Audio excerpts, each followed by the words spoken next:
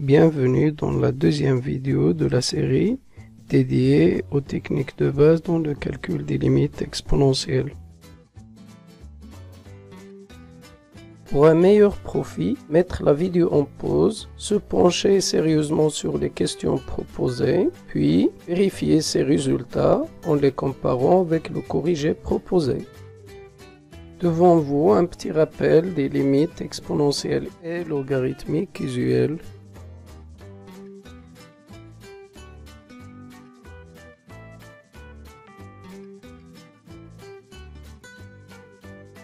Avec la première limite, on verra une technique pour négocier des limites de la forme x à la puissance p fois exponentielle x à la puissance q en moins l'infini.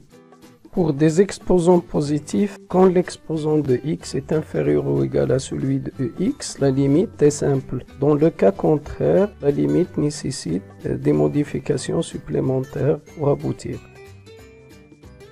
De la même manière, essayez de découvrir une stratégie analogue pour le calcul de limite de la forme x puissance p sur x puissance q, mais cette fois en plus l'infini.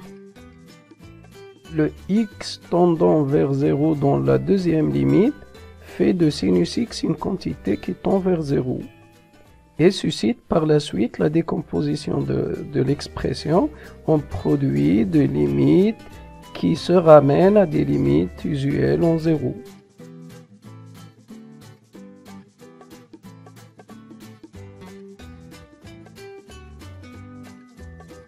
Pour des limites comme la troisième, il est conseillé de ramener l'exponentielle de base a à l'exponentielle népérien de base e pour pouvoir profiter des limites logarithmiques et exponentielles usuelles.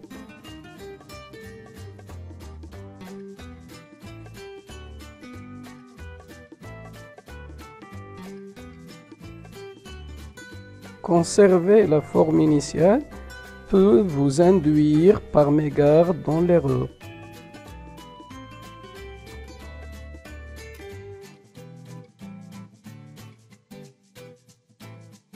La quatrième limite est une deuxième occasion pour vous familiariser avec des décompositions adéquates visant à faire apparaître des limites usuelles et déjouer les obstacles.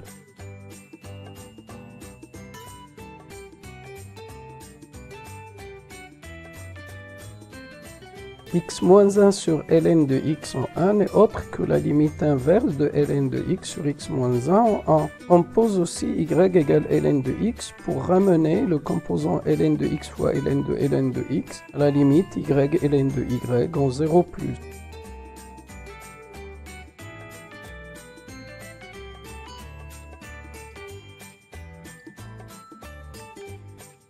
D'autres vidéos sont à consulter sur la même playlist. Au revoir.